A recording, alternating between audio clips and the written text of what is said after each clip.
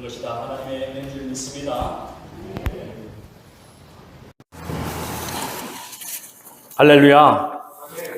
거룩한 주일 하나님께서 우리를 이곳으로 불러주시면 다시 한번 말씀으로 살라고, 다시 예수 그리스도 십자가 은혜로 살라고 불러주신 줄 믿습니다.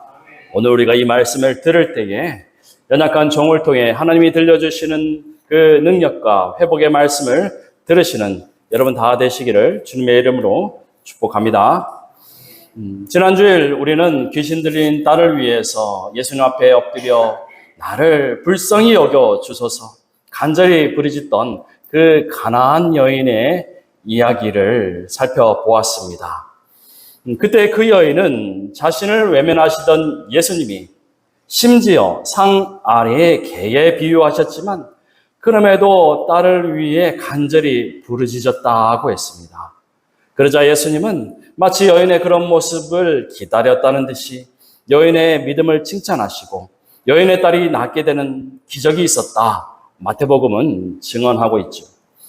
그래서 마태복음은 가나안 여인이 보내준 그 간절한 믿음과 대비되는 유대인들의 불신앙을 꼬집었고 이는 우리의 신앙까지도 돌아보게 하는 그러한 말씀이었습니다. 그럼 여러분은 지난 한 주간 예수의 이름 간절히 부르짖으면서 기도하셨습니까?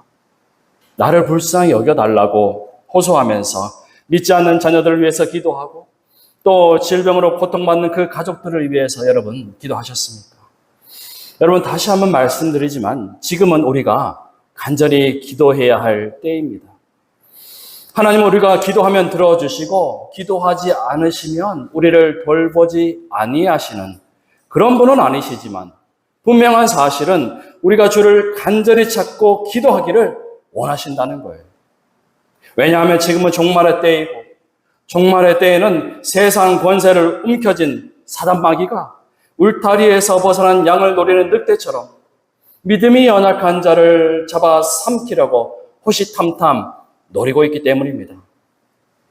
더불어 우리가 사는 이 세상은 빛 대신 주님이 안 계시면 한 치 앞도 볼 수 없는 캄캄한 바다와 같고 우리는 그 바다 망망대해에 홀로 떠있는 그러한 배와 같은 인생이기 때문입니다. 때문에 앞을 볼 수 없는 사람들은 돈이면 다 된다는 물질 만능주의, 성공 지향주의만 머릿속에 잔뜩 담아가지고 더 빨리, 더 많이 얻기 위한 끝없는 경쟁 속에 살면서 힘 있는 자가 말하면 거짓이 진실이 되고 불의한 재판관이 상황에 따라서 달리 적용하는 법과 질서로 살아가는 그러한 세상에서 우리가 순응하고 살고 있다는 겁니다. 그래서 지금 이 세상은 정말 오늘 본문에 기록된 빌립보 가이사랴와 같은 곳이라는 말이에요.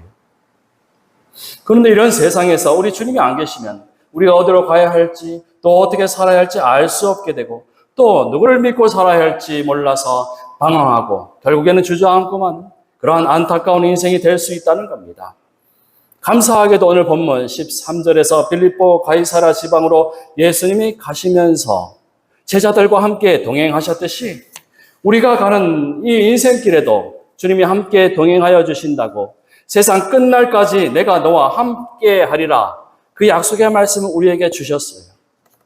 그래서 우리가 주님의 약속을 잊지 않고 주님의 말씀을 묵상하고 기억하는 행위, 그리고 가나안 여인처럼 나의 구원자 되신 예수 그리스도의 이름 부르면서 기도할 때 우리는 비로소 주님 나와 함께 계시고 동행한다는 그 사실을 영적으로 깊이 느끼게 되고 또 내 삶으로 드러나게 된다는 말씀입니다.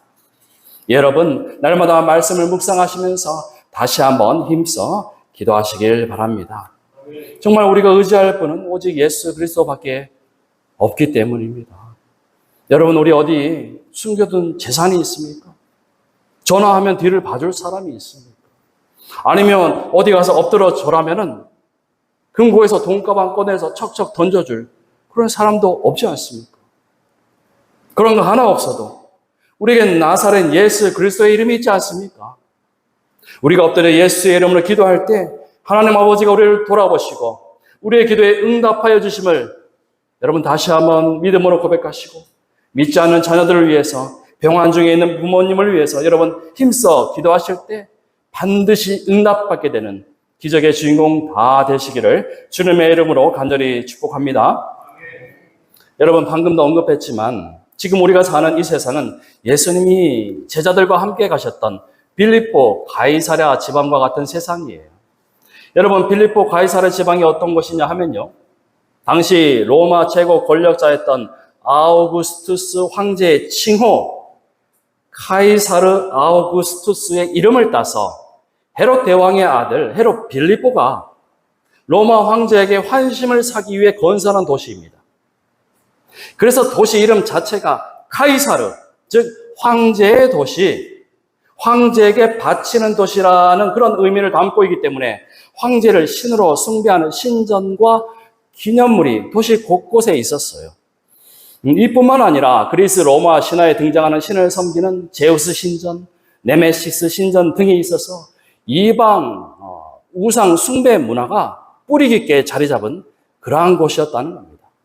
게다가 가이사랴 빌립보는 고대 아시리아와 또 바벨론의 수도 역할을 해왔고 로마 당시에도 중심 도시가 되어서 그래서 이 다마스쿠스, 즉 바울이 회심하였던 그 다메섹으로 가는 그 길목에 있었고, 그래서 사람들이 모이고 돈이 모이는 도시, 성경적으로 보면 정말 타락한 소돔과 고모라와 같은 그러한 도시였다는 겁니다.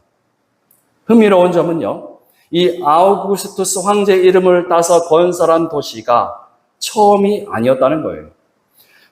헤롯 빌립보 이전에 그의 아버지 헤롯 대왕이 있었는데요, 이 헤롯 대왕이 이미 가이사랴라는 도시를 건설했습니다. 아들 헤롯 빌립보가 건설한 가이사랴 빌립보는 갈릴리 바다에서 북쪽으로 약 40km 떨어진 곳에 이스라엘 최북단 헬몬산 기슭에 자리 잡고 있는 반면에 아버지 헤롯 대왕이 건설한 가이사랴는 북쪽 갈릴리에서 남쪽 예루살렘으로 내려가는 그 중앙 사마리아 지방에서 서쪽으로 갔을 때 그 해안가에 위치한 항구 도시였습니다. 헤롯 대왕은요, 기원전 22년경 로마의 지지를 통해서 유대의 분봉 왕 자리에 오른 후에 자신의 정치적 입지를 공고히 하고 로마 황제에게 잘 보이기 위해서 도시를 건설합니다. 헤롯은 지중해 작은 항구 도시를 로마식 도시로 개조하고 원형극장, 목욕탕, 이러한 로마식 건축물을 화려하게 지었고 또 그 도시 중심에는 아우구스투스 황제를 신으로 숭배하는 신전까지 세워서 자신의 충성심을 과시했어요. 그래서 아들 헤롯 빌립보는 아버지 헤롯 대왕이 건설한 이 가이사랴 도시와 헷갈리지 않기 위해서 가이사랴 뒤에 자신의 이름을 붙여서 가이사랴 빌립보라는 그러한 도시를 건설했던 거죠. 이렇듯 이스라엘을 다스리던 분봉왕들은 로마 황제에게 충성을 맹세하고 앞다퉈 황제를 신으로 섬기면서 황제의 이름을 딴 도시를 건설하기까지 했습니다. 그리고 오늘 본문에서 예수님은 제자들과 마치 소돔과 고모라와 같은 그곳으로 악마의 소굴과 같은 가이사랴 빌립보로 들어가셨다는 거예요. 그럼 예수는 왜 하필 그곳으로 제자들과 함께 들어가셨을까요? 이전에 예수님이 오병이어로 5,000명을 먹이신 후에 갑자기 저 멀리 북쪽 해안가 드로와 시돈 지방으로 가셔서 가나안 이방 여인을 만나서 그 딸을 고쳐주시며 그 여인의 믿음을 칭찬하신 것처럼 이번에도 분명 제자들에게 가르침을 주시려고, 그리고 마태복음을 읽는 성도들에게 예수님에 대해 더 알고 깨닫게 하기 위해서 가셨을 겁니다. 그래서 예수님이 빌립보 가이사랴로 가셔서 제자들에게 하시는 첫 번째 질문이 사람들이 인자를 누구라 하느냐, 그렇게 물으셨어요. 그리고 두 번째 질문은 너희는 나를 누구라 하느냐, 이렇게 또 물으십니다. 여러분, 이 질문이 제자들에게 그리고 오늘 우리에게 왜 중요합니까? 예수님이 일부러 시간 내서 가이사랴 빌립보까지 가셔서 그렇게 질문하실 만큼 제자들에게 또 우리에게 가르쳐 주시고자 하는 그 메시지가 무엇일까요? 우리는 그 답을 제자들이 하는 답에서 찾을 수 있습니다. 먼저 다수의 제자들이 예수님의 질문에 대답하기를 더러는 세례요한, 더러는 엘리야, 또 어떠는 예레미야 선지자 중에 하나이다. 이렇게 대답을 했어요. 이는 예수님이 누구인지 사람들이 잘 모른다는 겁니다. 그리고 당시 제자들도 예수님이 누구신지, 무엇을 하시려는지 정말로 몰랐어요. 그럼 여러분, 사람들이 말한 그 세례 요한과 엘리야, 예레미야는 누굽니까? 우매한 백성들을 이끄는 선지자죠. 하나님의 말씀을 대언하는 예언자지요. 하지만 이들과 예수님은 달라도 크게 달랐어요. 이들은 모두 하나님의 종으로서 크게 쓰임을 받았다고는 하지만 그들은 흙에서 왔고 또 결국에는 흙으로 돌아가는 그러한 연약한 인생들이었어요. 그리고 시작부터 마지막까지 저들의 삶과 사명은 예수님과 전혀 달랐지요. 한마디로 그들은 예수님의 오심을 준비하는 사명을 맡았고 예수는 그 사명을 이루시기 위해 오신 분이셨죠. 그럼에도 세례 요한과 엘리야, 예레미야는 분명 일반 백성들과는 다른 하나님이 인정하시는 신실한 종의 모습으로 살았고 때로는 하늘의 권능을 보이기도 했습니다. 그래서 예수님도 세례 요한을 가리켜서 여자가 낳은 자 중에서 가장 큰 자라고 그렇게 칭찬도 하셨지 않습니까? 하지만 세례 요한이 마태복음 3장 11절에서 자신은 예수님의 길을 준비하는 자이고 이제 오실 예수님의 신을 들기도 감당하지 못할 것이라고 그렇게 증언했던 것처럼 또 이어지는 13절에서 내가 당신에게서 세례를 받아야 할 터인데 당신이 내게로 오시나이까 그렇게 고백했던 것처럼 예수님은 사람들이 말하는 선지자가 아니요 예언자도 아님을, 그리고 로마와 전쟁에서 이스라엘을 회복시킬 그러한 황제도 아니었다는 것을 마태복음은 증언하려는 거예요. 그럼 예수님은 대체 누구신지, 어떤 분으로 오셨는지 마태복음은 본문 16절에서 베드로의 입으로 고백하고 가르쳐 주시는데요. 함께 16절 말씀을 우리 다시 한번 읽어볼까요? 시몬 베드로가 대답하여 이르시되 주는 그리스도시요 살아계신 하나님의 아들이시나이다. 아멘. 여러분, 베드로의 고백이 오늘 우리의 고백이 되기를 간절히 소망합니다. 여러분, 우리가 예수님이 누구신지 아는 것이 정말로 중요해요. 예수님 나에게 어떤 분이신지 고백하는 게 정말로 중요하다는 겁니다.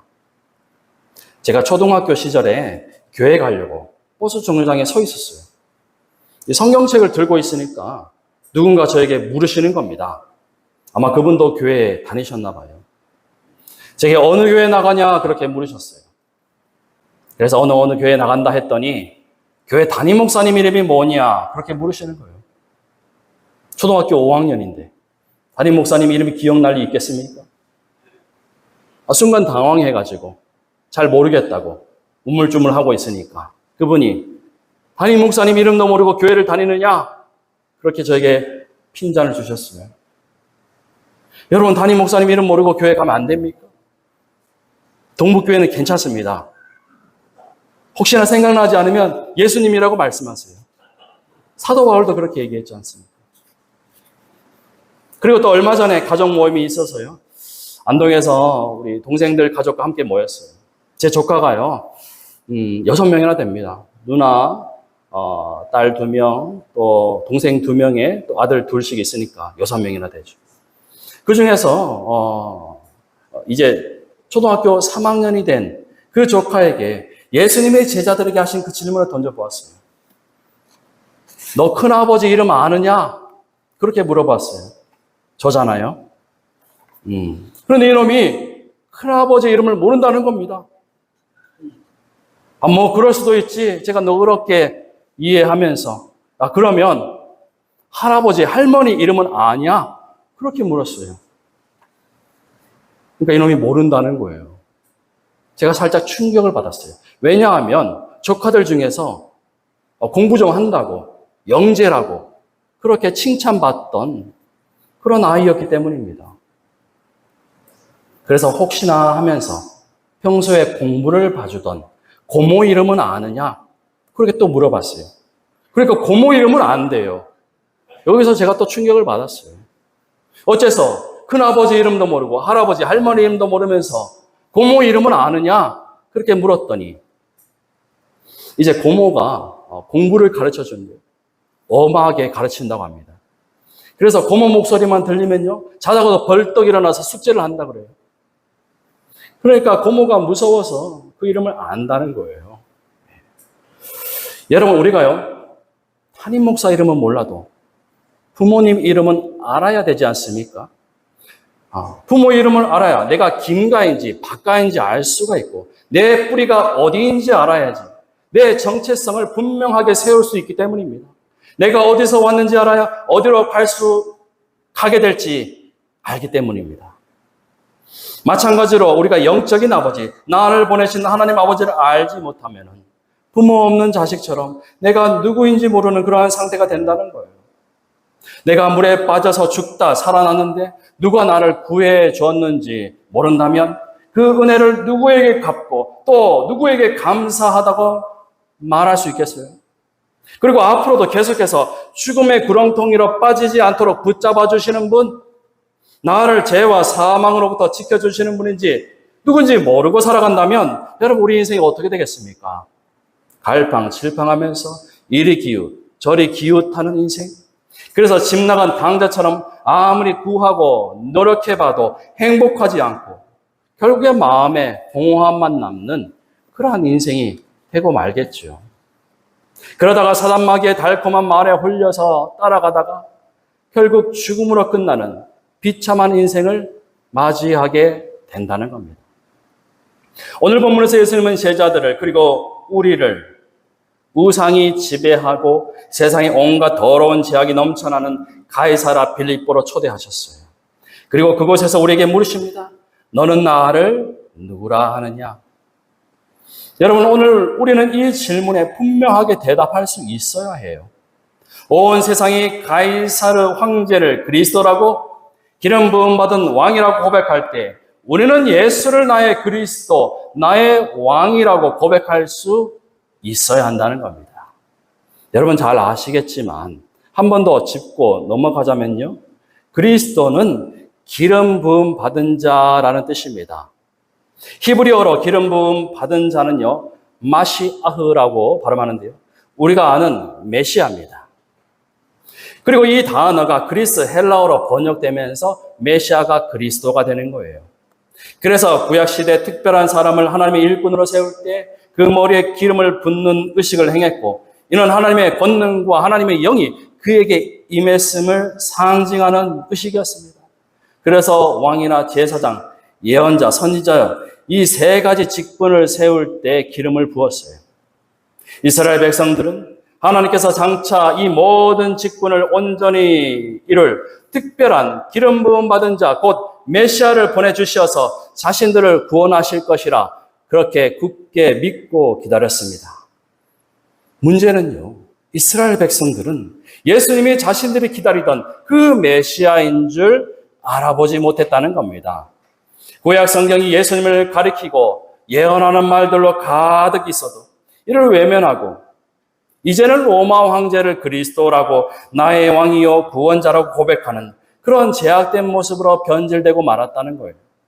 그렇게 하나님이 보내신 하나님의 아들 예수 그리스도를 알지 못하고 다른 이방신을 섬기고 황제를 그리스도로 고백하는 자들이 가장 많이 사는 곳이 가이사라 빌립보였다는 겁니다.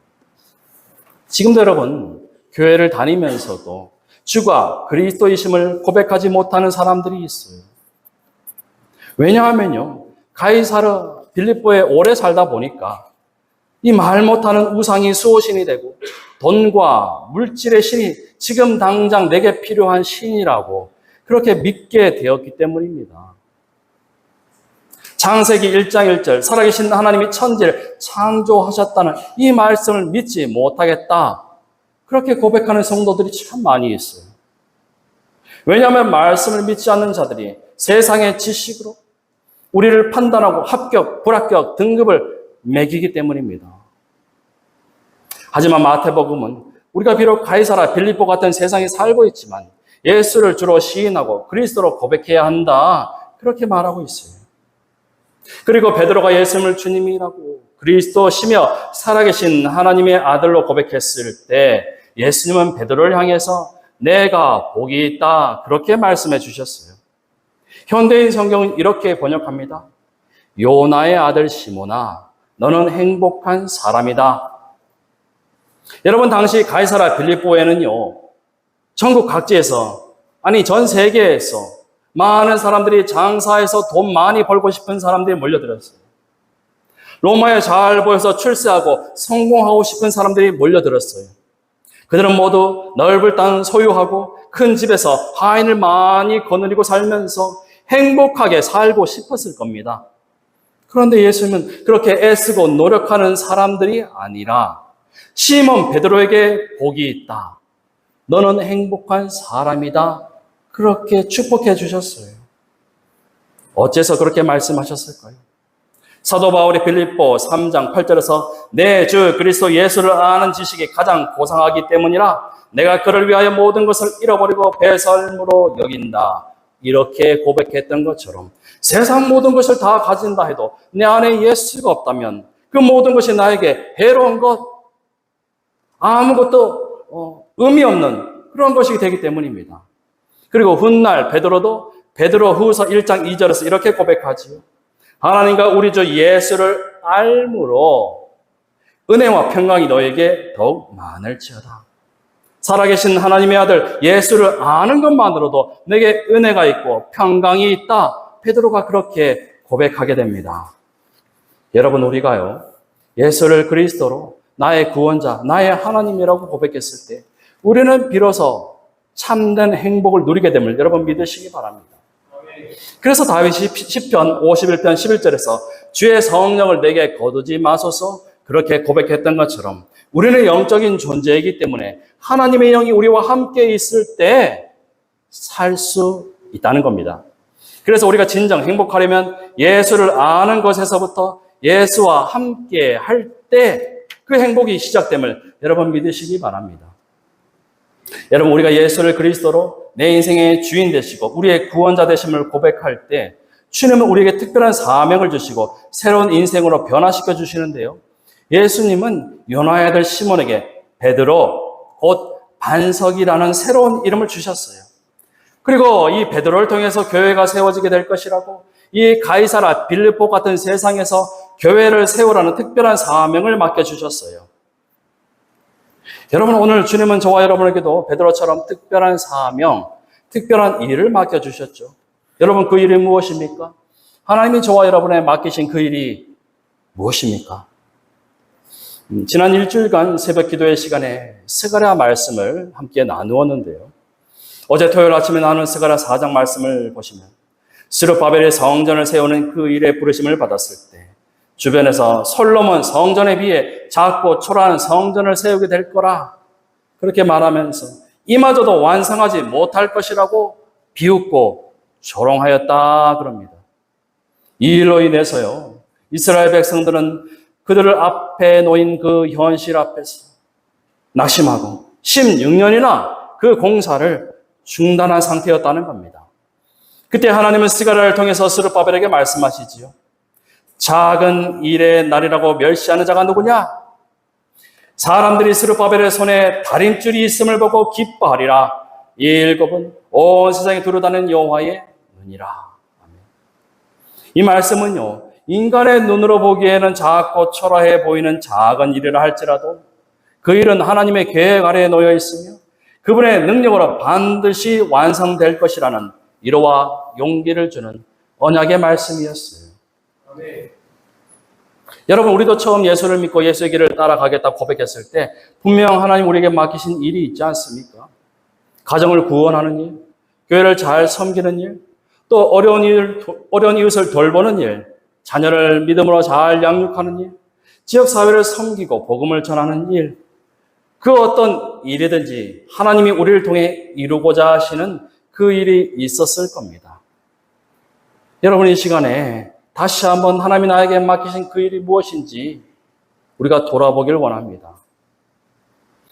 만약 우리가 주님이 맡기신 그 일을 의심하거나 그 일을 하지 않게 되면요, 이는 우리가 천국 백성이기를 포기하고 다시 가이사라 빌립보 시민으로 살아가는 것과 마찬가지입니다. 우리의 가정과 교회를 든든히 세우는 반석이 되지 못하고 예수님의 구원 사역을 막아서고 그 일을 하면 안 된다고 그렇게 예수님을 막아서는 하나님의 사역에 걸림돌이 되는 안타까운 인생이 되어서는 안 될 것입니다. 이어지는 16장 22절과 23절 말씀을 보시면요. 방금까지 예수님은 그리스도라고 살아계신 하나님의 아들이라고 고백했던 베드로가요. 그리스도 곧 왕 대신 예수님이 하시는 그 일에 대해서 안 된다고 할 수 없다고 막아서는 그런 모습을 보였어요. 그때 예수님은 베드로를 향해 말씀하시죠. 사단아 내 뒤로 물러가라. 그렇게 명하셨어요. 여러분 이때 예수님이 하신 말씀 사단아 물러가라 하신 그 말씀은요. 예수님이 40일 금식 기도를 하실 때 그때 나타났던 사단에게 하신 말씀과 동일한 말씀이에요. 동일한 문장과 동일한 단어를 사용하고 계세요.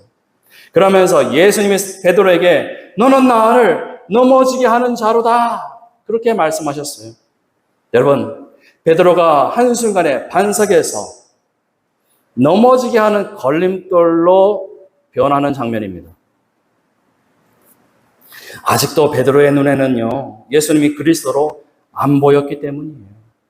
베드로가 바라는 그리스도는 로마 황제를 힘으로 무찌르는 세상의 왕이었습니다. 하지만 이는 앞을 보지 못하는 인간의 생각, 세상의 논리였고 가이사라 빌립보를 지배하는 사단이 심어준 그러한 생각이었습니다. 그래서 여러분, 예수님이 17절 하반부에서 베드로에게 하신 말씀처럼 우리가 예수님이 누구이신 진정으로 알고 또 그리스도로 고백하려면요. 특별한 능력, 특별한 도우심이 필요해요. 바로 하나님 아버지께서 보내신 성령이 우리 가운데 임재해야 한다는 말입니다. 성령이 오셔서 내 생각과 말과 행동을 완전히 바꾸고 변화시키는 그러한 역사가 있어야만 우리가 진정으로 그리스도인으로 주 안에서 참 자유와 행복을 누리게 됨을 여러분 믿으시길 바랍니다. 하나님의 영, 성령의 도우심이 아니고서 우리 인간의 힘으로 어떻게 하늘에서 떨어진 천사, 세상을 지배하는 사단 마귀를 우리가 어떻게 이길 수 있겠습니까? 반대로 성령의 도우심이 없다면 하나님을 살아 계시다고 믿지 못할 것이며 우리의 머리로는 도저히 하나님의 뜻과 계획을 다 이해할 수도 없다는 거예요. 오직 성령이 우리와 함께 하실 때 우리는 예수 그리스도를 알고 고백할 수 있으며 또 사단 마귀를 물리치고 주 안에서 참 자유와 행복을 누리며 살 수 있다는 말씀입니다. 그래서 성령은 정말 하나님 우리에게 주신 은혜요 선물이고 축복임을 여러분 믿음으로 고백하시고 구하시는 여러분 되시기를 간절히 소망합니다. 예, 오늘 우리가 다시 한번 예수를 나의 인생의 주인으로 모시고 세상에 다시 오실 만왕의 왕 되신 그리스도 온 세상의 구원자로 고백하실 때 오늘 우리가 비록 아픔과 슬픔, 두려움, 미움이 가득한 가이사라, 빌립보 같은 세상에서 살아갈지라도 성령이 나와 함께 하시니 믿음의 눈을 들어 우리 주님을 바라보며 기뻐하리라 고백하는 여러분 되시길 간절히 소망합니다. 가정과 교회에서 반석이 되어서 누군가를 지켜주고 도와주고 주님께로 인도하시는 인생, 그래서 세상 누구보다도 참 행복한 인생의 주인공이 되리라는 그러한 믿음의 고백으로 이번 한 주도 우리 예수의 이름으로 승리하신 여러분 다 되시기를 주님의 이름으로 간절히 축원합니다. 우리 말씀을 기억하며 함께 찬양하고 기도하겠습니다. 내 나를 가장 귀한 예수를 알미라. 금보다 더 귀한 것 예수를 알미라. 세상